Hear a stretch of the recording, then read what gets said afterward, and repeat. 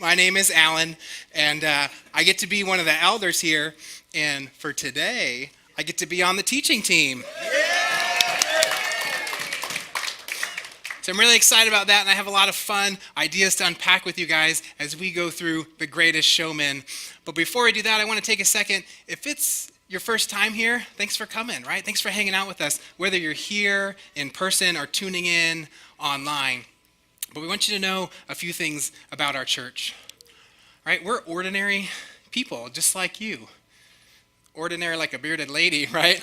But we're just like you guys. We're ready for church, and we want to get connected. We focus on loving God, loving others, and doing that really well.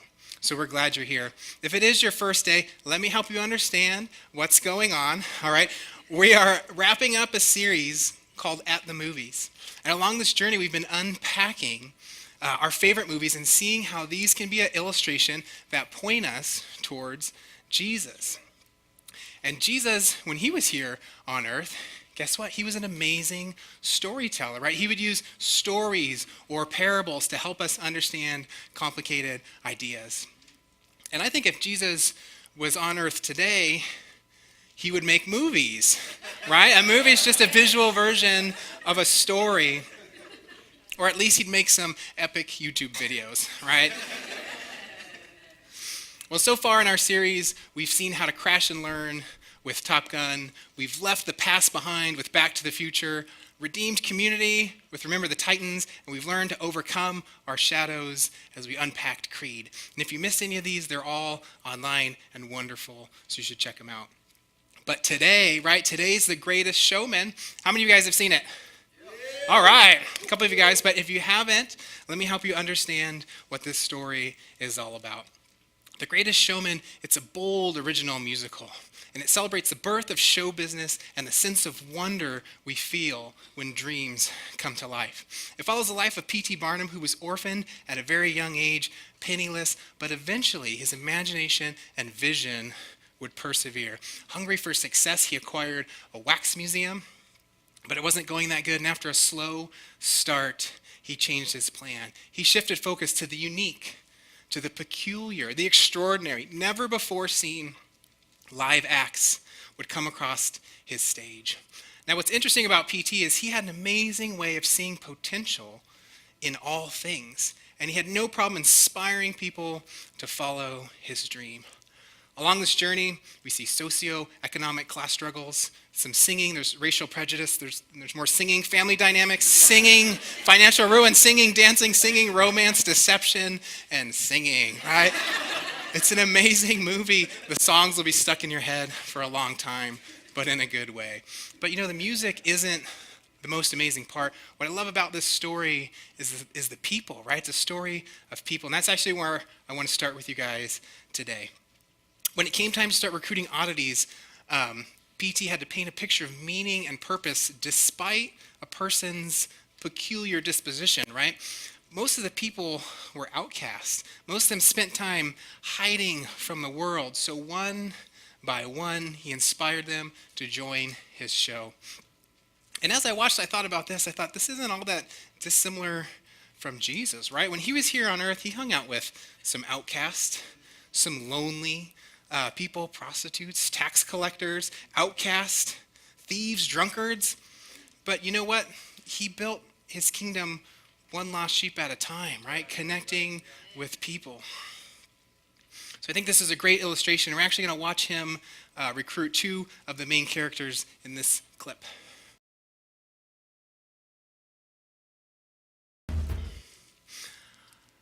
So why is it that PT saw extraordinary, beautiful, unique, while other people simply laughed? Do you ever feel like people are laughing at you? Right? Are you a self-doubter? You know what? I won't make self-doubters raise your hand, so don't worry. You can just, I'm a bit of a self-doubter myself. How do you see other people who are different than yourself? Right? Do you see them as unique and extraordinary? Are we using the wrong standards, right? Do we accept the world standards, not God's standards? I think PT had a few things right with his description of the bearded lady, and we're going to unpack that because it has some great parallels with Scripture. So let's take a look. If you're following in your fill-ins, number 1, you are extraordinary. Ephesians 2 verse 10 says, "For we are God's masterpiece." He's created us anew in Jesus Christ so we can do the good things he planned for us long ago.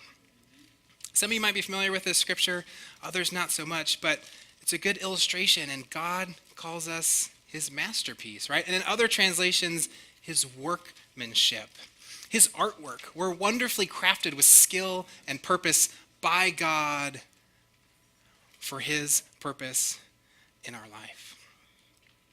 Right, but there's another verse I found. It's actually from the beginning in Genesis, and I want to share this one with you. Let's listen to what God says. "Let us make man in our image, after our likeness, and let him have dominion over the fish of the sea and the birds of the heaven and over the livestock and over the earth and every creeping thing that creeps on the earth." So God created man in his own image. In the image of God, he created him. Male and female, he created them. So this verse helps us paint a little bit of a broader picture. So not only are you God's masterpiece, but you're made in the image of God. And remember, a perfect creator doesn't make imperfect images of himself. So it's time to change our perspective a little bit, right? We shouldn't be so concerned about what we look like. We should be concerned about who we look like. And the God in the Bible, the God that's alive today, the God I serve is extraordinary, right?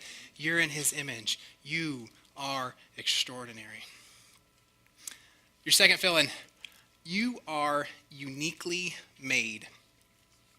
King David writes this in the Psalms, "For you formed my inward parts. You knitted me together in my mother's womb. I praise you, for I'm fearfully and wonderfully made. Wonderful are your words, or your works. My soul knows it very well." And as I went through this verse, one word kind of stuck out to me, and it was the word knitted. It's an interesting word. Do we have any knitters? Okay, so less than half, that's okay. But is knitting a fast process? No. If you said, "Nana, can you knit me a bedspread?" She'd be like, "Ugh, it's not easy." But when I think of knitting, I think of my grandma, right? And I think of her sitting in her big lazy boy chair with her feet propped up, and she's got those crochet needles, and she's meticulously, right? Every loop, swoop, and pull has purpose, has meaning. Everything's done to her liking. And when she's complete, she produces some sort of weird beanie thing, right? And it's like, it's got a poof on top and like maybe some strings. They're like, right, Nana, I don't know. But it doesn't matter, right? All her masterpieces are created uniquely, and she loves every one of them.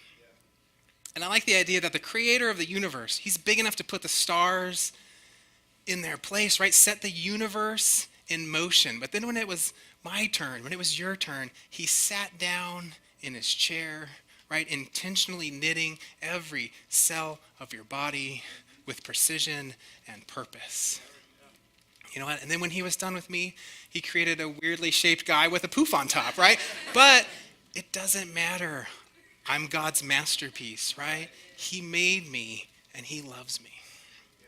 I think PT had a pretty cool quote that sums up the power of being unique really well. He said this: "No one ever made a difference by being like everyone else." Right? We're all unique. We're all wonderfully made. We're not the same. Another thing he said to the bearded lady, this is actually your third fill-in: "You are beautiful." Right? Now, the world sees beauty on the surface. What does a person look like? Do they look good? They have fancy clothes? They got their hair did? How do they present themselves? And I'm not just talking about the ladies, right? Guys, we worry about our shoes, our outfits, our watch. We're no different. We all worry about beauty. And now think for a second, if I say think of something that's beautiful, right? What are you thinking about? It's probably not the bearded lady, right? And if it is, that's kind of weird. So But no, my point is we see beauty different, through the world's filter. But I'm thankful that God's filter is very different. His point of view is not the same. We see these words of encouragement from Peter in 1 Peter chapter 3. Don't be concerned about the outward beauty of fancy hairstyles, expensive jewelry, or beautiful clothes. You should clothe yourselves instead with the beauty that comes from within. The unfading beauty of a gentle and quiet spirit is so precious to God. Right? In the movie, we see the bearded lady. She shows some of these characteristics, at least in the beginning, because towards the middle, she kind of gets her crazy dance on, right? If you've seen the movie, you know what I'm talking about. But I think cultivating a gentle and quiet spirit, it doesn't require changing your personality, just regaining control of it, right? But that's not always easy. Those character traits don't come from within, right? They come from a relationship with Jesus, right? Prayer, reading, conversation. Did you ever notice that you look and act like the people you spend time with? Spend some time with Jesus. And the best part of that beauty is it doesn't fade with age. It just gets better, right? That beauty lasts forever. Let me set up another clip for you. At this point in the movie, PT has created a successful team of oddities and entertainers, but he's still lacking the respect of some critics and his peers. So he decides to go big. He recruits the world-famous Jenny Lin. And if you aren't familiar with 19th century singers, let me help you understand. Think like Beyonce meets Adele plus Rihanna kind of big, right? This is big. She's one of the most highly regarded singers of the century. So when he won her over, he had to do it with a spectacular sales pitch. And in the movie, he says this: "You will sing in the grandest theater with the finest orchestra in the greatest city on earth." Right? But when she questions his motives, he lets her know his true desire. He says, "People come to my show for the pleasure of being hoodwinked. For once, I'd like to give them something real." So it's not really about you. It's kind of about me, isn't it? So Jenny comes to America and she lays down the performance of a lifetime, right? She legitimizes P.T. Barnum's efforts. But when everybody's celebrating in the after party, the drama unfolds, right? It's always the after party. But his group of sideshow entertainers, they come to the party and they're excited to celebrate this moment with him, right? We've got a new singer. We're excited. We want to be there. They come to the door and P.T. Barnum shuts it in their face, right? With some dumb excuse, but you're not good enough, right? I'm here with these cool people. And in that moment, what's interesting is his reaction wasn't so surprising, but their reaction was, because they actually united together, right? They didn't cower and hide. They marched together with bold unity through the crowd. Now, we had a pleasure of hearing this song earlier, but you know what? It's a great song. So we're going to hear a little bit of it right now, and I think it's good to see it in the context of the movie. So let's check it out. All right, so we've heard it a few times, but what an amazing song that's become an anthem for acceptance and courage for people everywhere. And what I want you guys to pay attention to here is there's an amazing transformation happening, right? This is the same group of people who were hiding in their room playing with dolls, right? The bearded lady was hiding behind a towel. But now both of them stand proud and proclaim, "I am brave, I'm bruised, I'm who I'm meant to be, this is me." I love the lyrics of the song. They're very powerful. And the beginning of the song is a good indication of how the world sees them. "I'm not a stranger to the dark. Hide away, they say. We don't want your broken parts. I've learned to be ashamed of all my scars. Run away, they say. No one will love you as you are." Maybe some of you have been there. You know what it's like. Maybe you can connect with those feelings. Doesn't it feel good? You feel ashamed of who you are, what you've done. But listen, the second verse of the song is a very different tune. They proclaim, "I won't let them break me down to dust. I know there's a place for us We are glorious. There's a shift, right? Something changed. Now they have purpose and identity with their imperfection, but something else was going on as the show grew. Did you notice what happened when they barged into the room? The bearded lady in the blue outfit, she's paralyzed with fear, right? Everyone's looking at her and she's not sure what to do. And in that moment, her friend grabs her hand and takes the next step for her. And he says something pretty amazing. Another round of bullets hits my skin. We'll fire away, because today I won't let the shame sink in. Right? There it is, the root of hiding, the fear, the insecurity. It's the shame. But today that shame's not going to win. And possibly maybe you feel this way. But God sent Jesus to die so you could live free from shame, right? Through his grace and his forgiveness. He's bigger than that shame. The words he sings give her the strength to continue, and she marches through the room with her extravagant entourage behind her, and they march with purpose and unity. That brings me to your fourth fill-in. Number 4, you are made for relationships. We won't be strong in life without strong connections. God actually desires us to be part of something bigger, and Paul gives us a great analogy of this in Romans. Just as our body have many parts, and each part has a special function, so it is with Christ's body. We are many parts of one body, and we all belong to each other. In his grace, he has given us different gifts for doing certain things well. So if God has given you the ability to prophesy, speak out with as much faith as he's given you. If your gift is serving others, serve them well. If you're a teacher, teach well. If your gift is encouraging, be encouraging. Giving, give generously. If God has given you the ability to have leadership, take that responsibility seriously. And if you have a gift for showing kindness to others, do it gladly.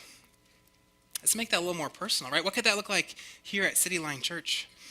If your gift is hospitality, make some coffee, right? If your gift is singing, sing in the choir. Even if you're not that good at singing, you can sing in the choir, right? I did it. It's pretty fun. Right? I just let it rip and let Jesus figure it out. Right? And if you have a patient heart, work with the kids or the toddlers. Right? Not everyone's the same. We all have different gifts. But we do have the same goal. Love God, love others, community, family, faith, growth. We all just need someone to grab our hand when we're scared. The circus wouldn't actually be that great if it was just a tall guy or a lady with a beard, right? But when you combine them with unity and purpose, they became the greatest show on earth. Big transformation. About 3 years ago, I found myself in an interesting position. For the first time in a long time, and for the first time since I had a young family of my own, I was looking for a church. And now, if you've been through this can be kind of ominous, a little bit overwhelming. So, I did what any good millennial would do, and I pulled my phone out, and I asked the Google, I said, churches near me, right?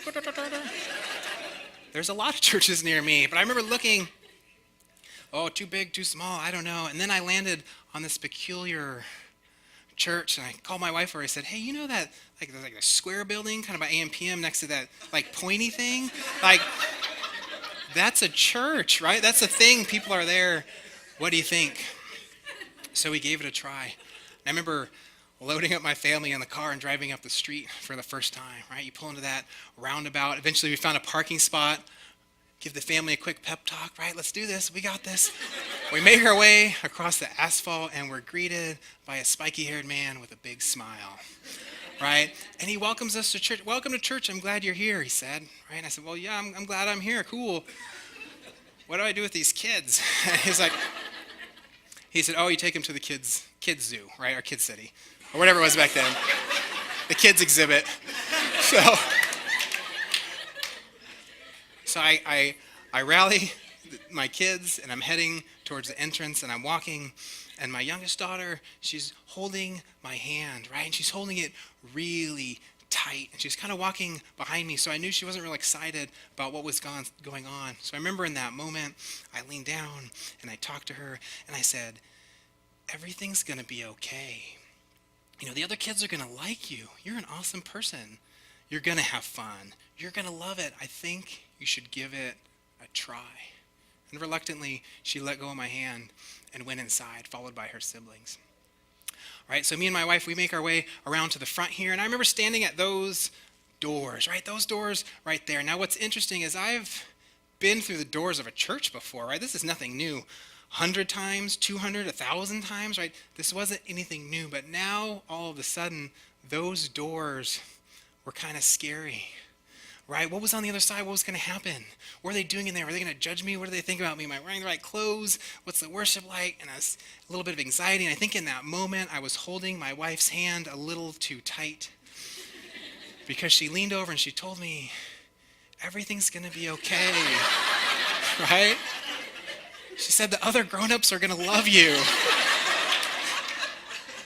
I think we should give it a try. So we did, right? We came inside. I was like, why is the ceiling so low? What's going on in here? We eventually made our way to a seat over there, and the band was rocking out, right? They're, risen, he's risen.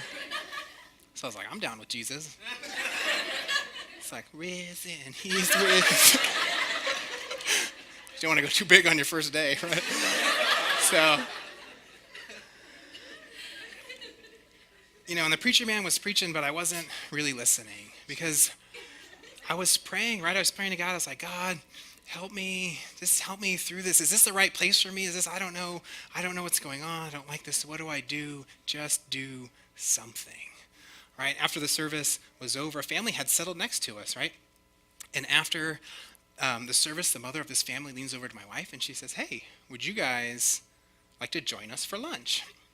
So seems like a painless idea. So my wife asked me, she said, Alan, like, what?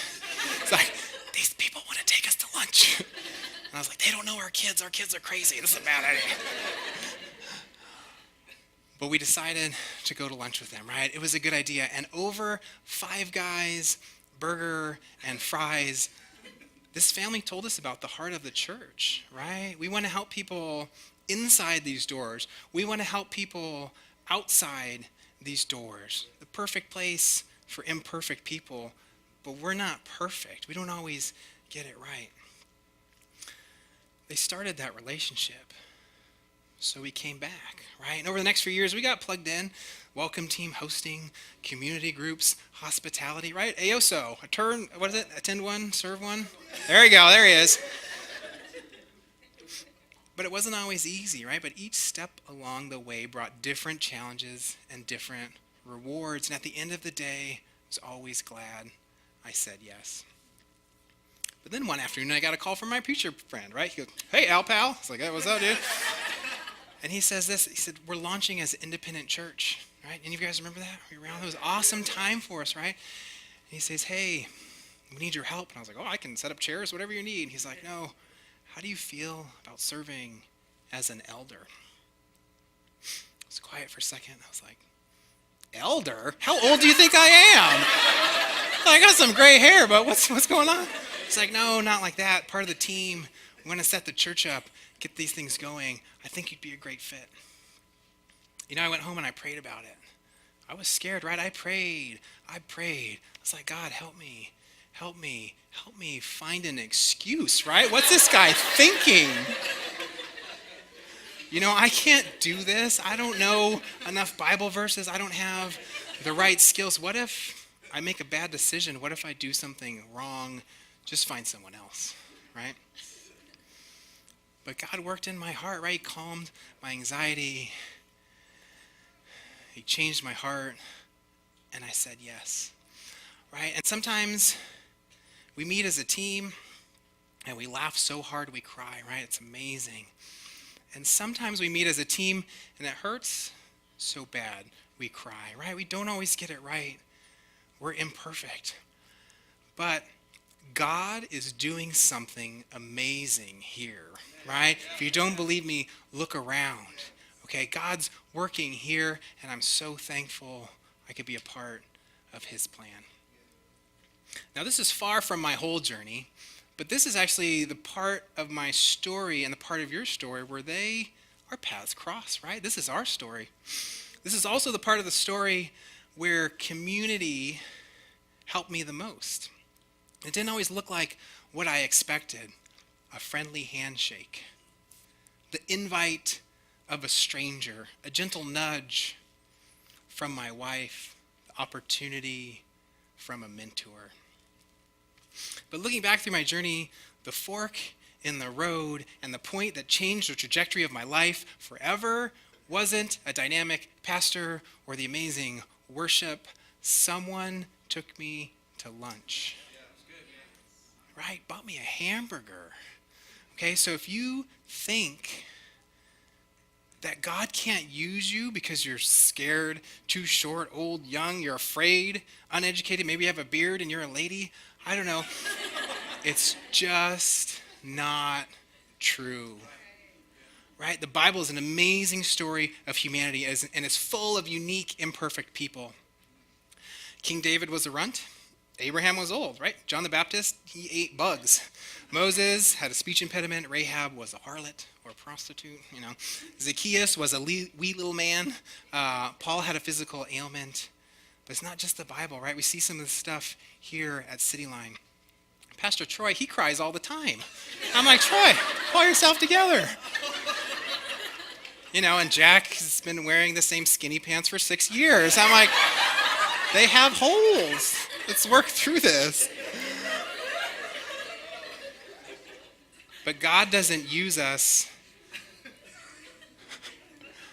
God uses us in spite of our peculiar conditions, right? God can use you wherever you're at. Every one of these people we saw in the Bible, they did extraordinary things.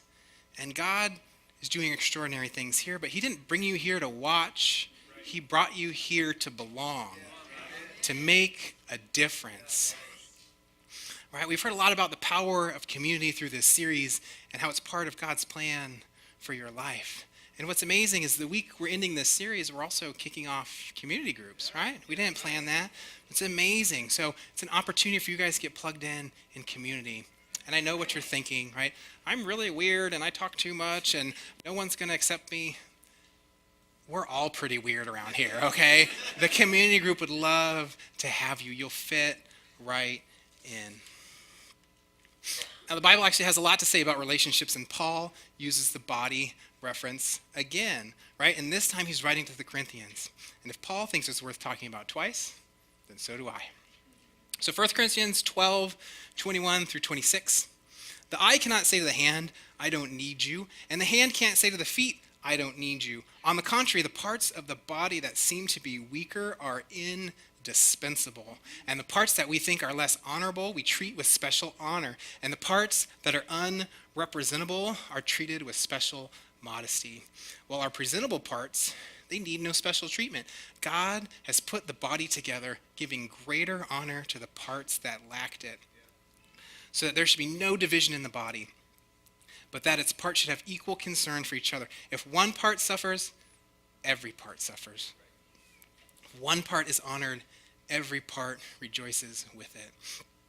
And I like Paul because he clears up any ambiguity with his analogy in the next verse.